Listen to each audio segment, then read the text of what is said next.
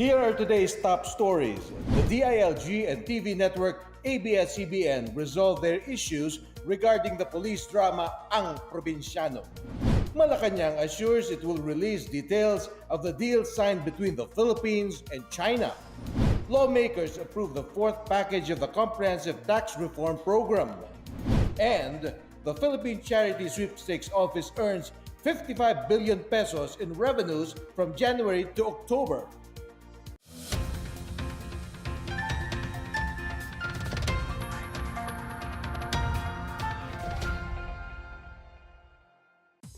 Good day, I'm Rom Dulfo. Welcome to the PNA Newsroom. Finally, Cardo meets Anyo. The Department of the Interior and Local Government expressed its support for the action drama series Ang Probinsyano. This as the Interior Department and broadcast giant ABS-CBN resolved issues raised against the drama series. In a joint statement, both parties expressed gratitude for the chance to express their views directly to each other. The PNP underscored the importance of the support and respect of the people to its organization. It also recognized the network's freedom to create and convey the story of the program, along with its lesson that goodwill triumphs against evil. For its part, ABS-CBN assured that the program will continue to portray a protagonist, Cardo Dalisay, as a police officer with integrity who is dedicated to serve and protect the people. PNP earlier called out the action drama series over its bad portrayal of police officers, especially the PNP chief. Chinese President Xi Jinping ended his state visit to the country Thursday afternoon, leaving 29 agreements signed with President Rodrigo Duterte. Malacanang assures the public that it will release details of the deals that the country made with China. Here's our report. Chinese President Xi Jinping concluded his two-day visit to the Philippines on Wednesday. On his last day in the country, President Xi met with Senate President Vicente Soto III and House Speaker Gloria Macapagal Arroyo. His convoy arrived at the Ninoy Aquino International Airport in the afternoon. During his state visit, President Xi signed 29 agreements with the Philippine government. Malacanang assured the public that it will release copies of all deals signed between the Philippine and Chinese governments during Xi's visit. Presidential spokesperson Salvador Panelo made this remark following several documents and other information requests in relation to Xi's visit. Panelo says all documents in relation to Xi's visit will be released to the public once they are confirmed. The agreements signed between the Philippines and China include a Memorandum of Understanding on Cooperation on the Belt and Road Initiative, Cooperation on Oil and Gas Development, and Infrastructure Cooperation Program. Other deals include Memoranda of Understanding with the various government agencies and their Chinese counterparts, industrial parks development, and the exchange of letters on various projects. For the PNA Newsroom, I am Miguel Hill. Senate President Tito Soto III has defended the Memorandum of Understanding for the joint exploration at the West Philippine Sea that President Rodrigo Duterte signed with China. Soto points out that government critics should know the full details of the agreement first before condemning the project. He notes the joint exploration includes a 60-40 agreement followed in all foreign investments, with the Philippines getting the majority. Soto likewise said the joint exploration deal is not a threat to Philippine sovereignty, but is in fact the solution to the country's energy woes. The Senate President hopes that the exploration would start as early as next year. The Presidential Communications Operations Office, or PCOO, is hoping to sign an agreement with China's National Radio and Television Administration next year. The PCOO and NRTA are preparing a Memorandum of Understanding whose details are still being ironed out. Communications Secretary Martin Andanar says he met NRTA Minister Ni Shenxi in a courtesy call on Tuesday. The two discussed the MOU proposal, which was supposed to be signed in time for the state visit of Chinese President Xi Jinping in the Philippines. Andanar says they are set to have the MOU signed during the Belt and Road Forum in China in April next year. Last September, PCOO and Philippine Embassy officials met with NRTA officials in Beijing, China to discuss ways of enhancing media cooperation and strengthening media partnerships. The Labor Department encourages Filipino and Panitikan teachers to teach other subjects. And the Philippine Navy tests out its new missiles. More on these and other news around the metro from Benj Bondok. Teachers who might be affected by the supposed removal of Filipino and Panitikan as general education subjects in college should not worry. Labor Secretary Silvestre Bello III says the affected teachers can teach other subjects or consider teaching English in China. Some 2,000 English teachers are needed for the program signed by Manila and Beijing. Meanwhile, Senator Antonio Trillanes IV has asked the Makati City Regional Trial Court Branch 150 to allow him to travel abroad in Europe and the United States next month. Trillanes' counsel says the senator was invited to attend activities in Amsterdam, Barcelona, and London. He will likewise be meeting with various groups, organizations, and institutions in California, Washington, D.C., and Maryland in the U.S. Makati RTC Branch 150 Judge Elmo Alameda issued a whole departure order against the lawmaker. In other news, the Philippine Navy presented its upgraded capabilities with newly acquired and installed Spike Extended Range Surface-to-Surface Missile System. The Navy is set to get a total of 42 multi-purpose assault crafts or MPAC. Defense Secretary Delfin Lorenzana says the new missile system is part of efforts to improve the Navy's capability to control maritime territory. The Spike ER armed MPAC will also deter poachers from encroaching in Philippine territorial waters.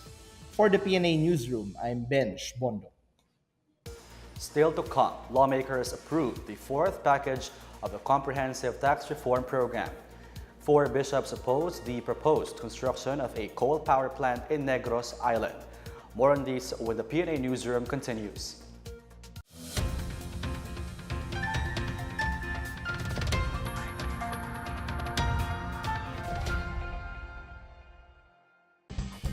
Pwede na pong magtanim dito sa Pampanga. Yung project mo na joint rice project with Papua New Guinea, napaka-innovative. Nung maupo tayo as the new Agriculture Secretary and following the directives of the President, tinignan natin yung agriculture not only in the context of what we could do within the next 6 years, but how we would be able to prepare the country for the next 10, 20, 30 years. In fact, part of this actually is the conduct of a study right now ng Food and Agriculture Organization na hiniling natin. Ang tawag sa study na yun, National Food Consumption Quantification Survey. We need to study how much food do Filipinos eat right now? What kind of food do we eat? Where do we produce this food right now? How do we produce this food 5, 10, 15, 20 years from now? And nakita natin na yung ating limiting factor actually sa food security is the fact that our land is not expanding. It's only 3.9 million hectares for rice farms. Maybe additional 1 million kapag nakapag-open pa tayo ng bagong areas. But that's all there is to it. Meanwhile, the population is growing, 1.7% per annum. So darating talaga yung panahon na talagang yung ating land area will no longer be able to satisfy the requirements of the Filipino people in the future for food. So this early, nagtatanong na tayo, saan tayo pwede magtanim? And the idea actually to plant in Papua New Guinea came from Ambassador Bien Tejano. Kasi matagal na daw nagsasabi yung Papua New Guinea na dalhin yung mga Pilipino rito, marami kaming areas, marami kaming lupa. And we want to produce rice. Well, Papua New Guinea is a country of 8 million people only. With 48 million hectares, tayo 30 million hectares lang 105 million. So napakalawak na area sila. And itong konsepto na ito, simple lang. Ang sabi ng Prime Minister, help us plant rice. Whatever you produce in excess of what we need, you could bring home to the Philippines. Exciting, di ba? And number 2, ito business opportunity for Filipino corporations. Sapagkat sabi ko nga, tignan natin yung Vietnam at saka Thailand, our traditional sources of rice. They also have growing populations, Martin. In a few years from now, they will not be able to supply us the rice that we need in the volume that they are doing right now. Because they will also have growing populations. So ito yung projection natin. The Papua New Guinea project will not even bear fruit maybe during the Duterte administration. But this is something that will ensure Filipinos of the future of food security. And this is the hallmark of the Duterte visionary government. This is what differentiates Duterte administration. No offense intended with other administration. Because we don't only look at what the Filipinos of today need, we also look at what the Filipinos of 10, 20, 30 years from now would need.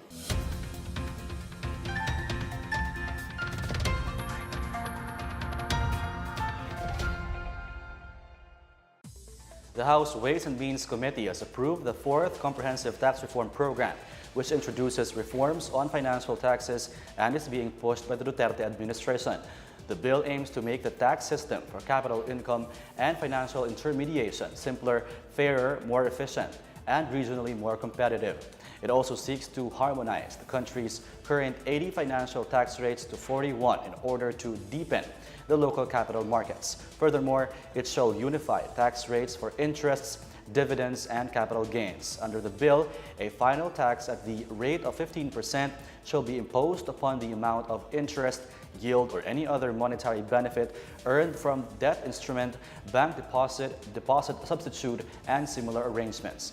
A final tax rate of 15% shall be imposed upon the dividends received from a domestic corporation or other investment schemes. A final tax at the rate of 15% is also imposed upon the gains from the sale, barter, or exchange of shares of stock in a domestic corporation. The Finance Department hails the growing cooperation between the Philippines and Japan with the speedy approval of several projects to be funded by the Japanese government. More on this from Miguel Hill. Finance Secretary Carlos Dominguez III has lauded the speedy approval of infrastructure projects to be funded by the Japanese government. This, as the Philippines and Japan met in the 6th High-Level Joint Committee on Infrastructure Development and Economic Cooperation. Dominguez said the joint meetings continue to visibly deliver positive impact on the country's key infrastructure projects and sectoral cooperation. The Japanese government pledged to provide a 4.37 billion yen supplemental loan for Phase 2 of the new Bohol Airport construction and sustainable environment protection project.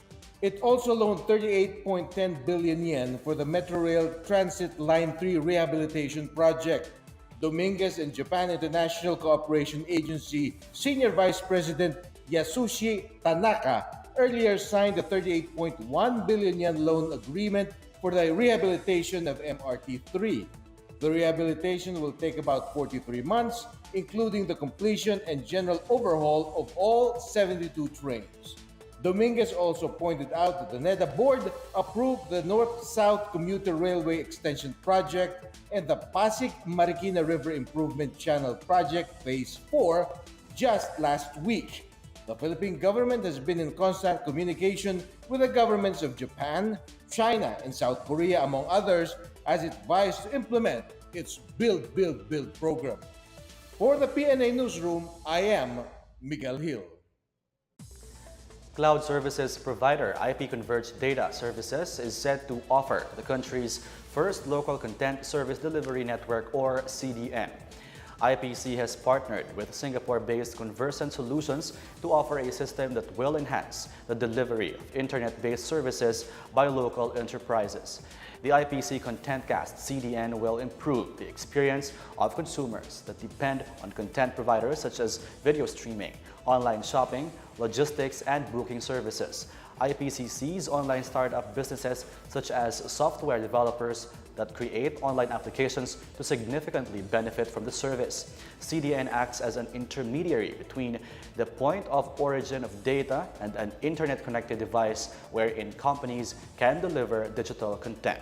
The service is also hooked up with various telcos to offer continuous and reliable online services. The bishops of the 4 Roman Catholic dioceses in Negros Island will issue a collegial statement against the establishment of coal-fired power plants. Bishop Gerardo Alminaza of the Diocese of San Carlos announced this during the People's Eco Energy Forum in San Carlos City.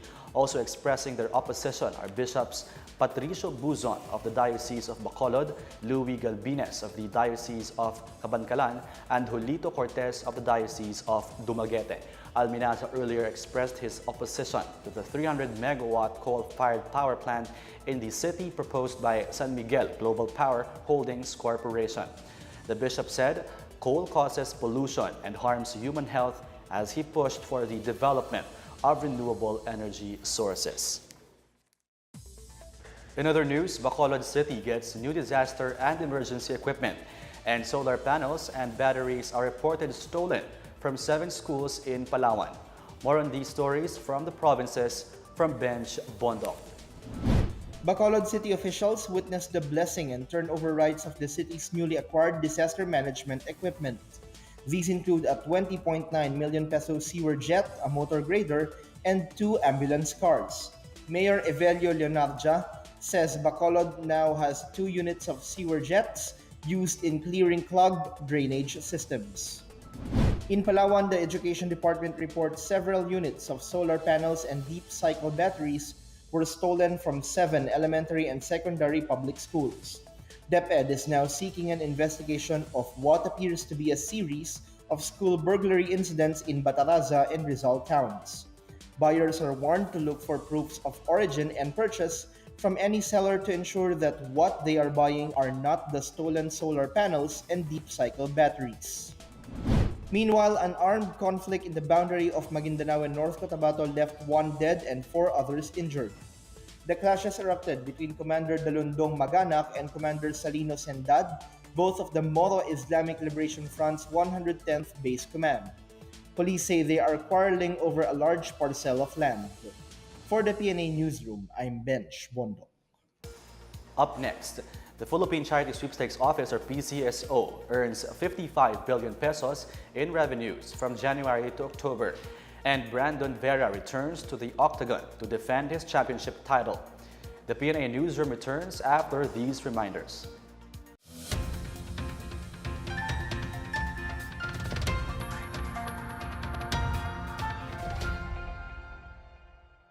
I like the statement that you made during the unveiling of this project, intergenerational responsibility. Yes. And ang mangyayari kasi dito is that not only are we importing rice from Papua New Guinea, but the planters are Filipinos. So therefore, kumikita rin sila dito. Parang parang naghanap lang tayo ng, parang may lupa ka lang. Kulang na yung lupa mo, naghanap ka ng garden sa labas. Ikaw pa rin nakatanim nun. So, ganun lang ang konsepto nun. Right now, we import rice from Vietnam. The Vietnamese are planting it. The Vietnamese farmers are benefiting from it. Yeah. So right now, Filipinos are benefiting from it. Our traders are benefiting from it. Of course, PNG is also benefiting from it. Yes. Everybody happy. Yes. And napakalawak ng area. Ang kinumit sa atin ng East Sepik is 2 million hectares right away. And 2 million hectares is 1/2 of what we have right now in the Philippines. Wow. At ang napakaganda, dahil di ba nag-open na tayo ng demo farm, yung mga Pilipino magsasaka na pinadala ko rito, we're amazed by the robustness of the palay that they planted. Sabi nila, sir, ngayon lang kami nakakita ng ganito. Kasi sa atin, sa Pilipinas, pag nagtanim kami ng palay, ang saha ng palay natin, yung tillers, mga between 30 to 40 lang. Kasi yung saha, di ba, doon lumalabas yung panicles, yung uhay. At yung uhay, yun yung may palay, di ba? So the more tillers, the more saha you have, the more panicles you have, the more grains you have. 30 to 40 lang sa Pilipinas. Dito, sir, sabi niya, between 50 to 60. Ibig sabihin, parang doble. At ang tinapon lang nila na abono, 2 sako lang ng triple 14, which is just, para sa atin, dressing lang yan. Dito, sabi nila, sir, takot kami mag-abono, baka masyadong tumaba yung palay. So, this is an exciting development for us, especially so since this has the support of the President. In fact, you were with us last night sa Philcom. Nag-commit siya na hindi lang ito ang gagawin natin. Tutulungan din natin na ma-upgrade yung skills ng mga tao sa Papua New Guinea. Skills in farming, education. Ito yung commitment ng Pangulo kasi nakikita natin. na for the Philippines to be secure in its food requirements for the next 50 years, we really have to think forward. Thank you so much, Secretary. Good luck. Thank you. Congratulations. Thank you. Congratulations. Galing. Mr. Prime Minister, I am not going to lie to you. We will be willing to plant rice in this country not simply because we want to feed the people of Papua New Guinea. We also would like to feed our own people. So I said, our terms are simple.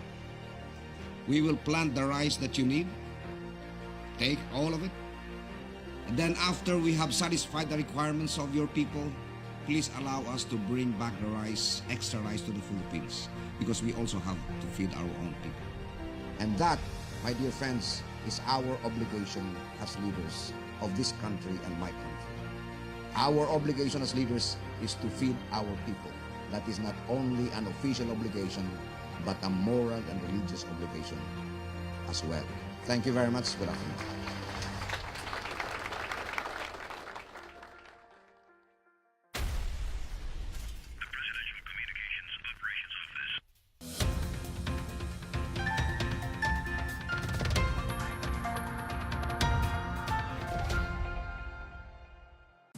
The Philippine Charity Sweepstakes Office, or PCSO, reports it has already hit its initial target of 55 billion pesos last October. PCSO General Manager Alexander Balutan says this year's gross sales from January to October is 27% higher compared to last year. The amount comes from the combined sales of Lotto, Keno, Small Town Lottery or STL, and Instant Sweepstakes. Also contributing to the boost in sales was the recent billion-peso Ultra Lotto jackpot and the aggressive promotion of STL. The Philippine peace process took spotlight during the 8th Global Forum of the UN Alliance of Civilizations in New York City. The country's delegation, led by Presidential Peace Advisor Jesus Dureza, shared the different government interventions that promote just and lasting peace in the country. Dureza presented the importance of addressing the triggers of conflict, promoting development in conflict-affected and vulnerable areas, and maintaining a culture of peace through inclusivity and social healing. He also acknowledged that there should be a dialogue with the general public to further promote the culture of peace in the country. This year's Global Forum serves as a platform to share best practices on ways to promote dialogue and understanding with partnerships that work.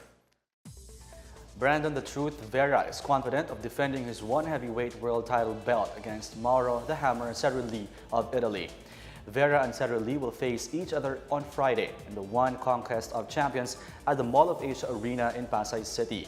Vera, who is returning from a 2-year hiatus, thanks the Philippines for inspiring him to work hard.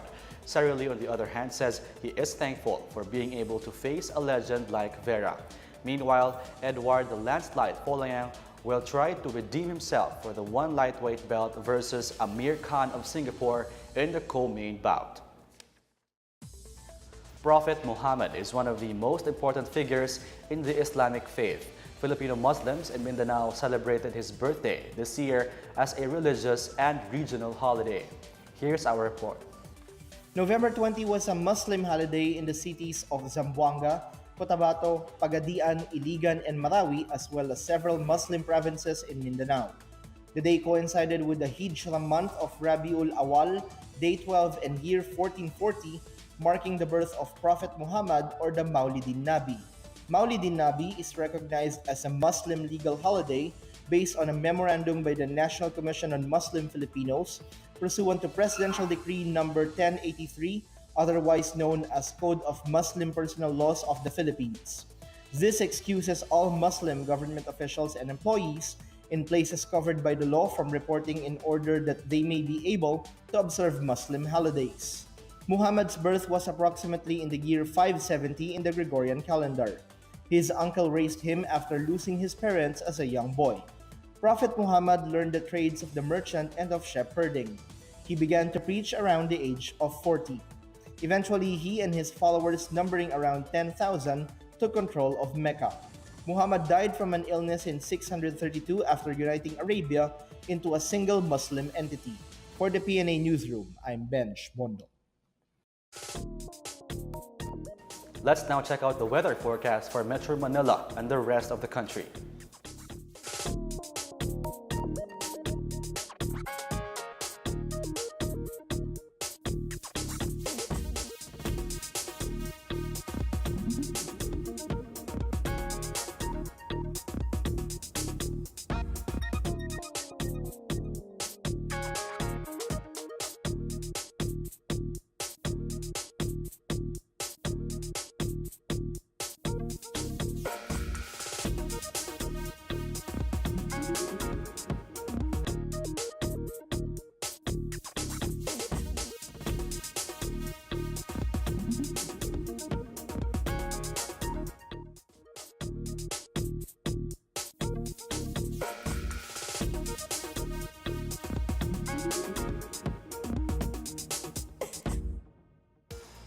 let's take another look at today's top stories.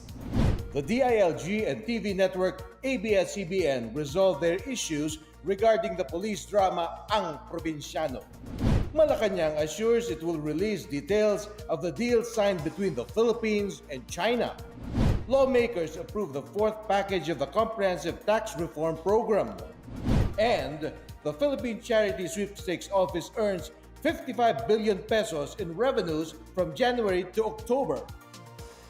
Thank you for watching another edition of the PNA Newsroom. To check out these and other stories, visit the PNA website or follow the Philippine News Agency on Facebook and Twitter. For more stories about the government and how it serves the Filipinos, look for these hashtags in all our social media platforms and websites. 33 days more to go before Christmas. And that's your daily dose of the latest news and information that you need to know from the PNA Newsroom. I'm Rom Dulfo. Good day.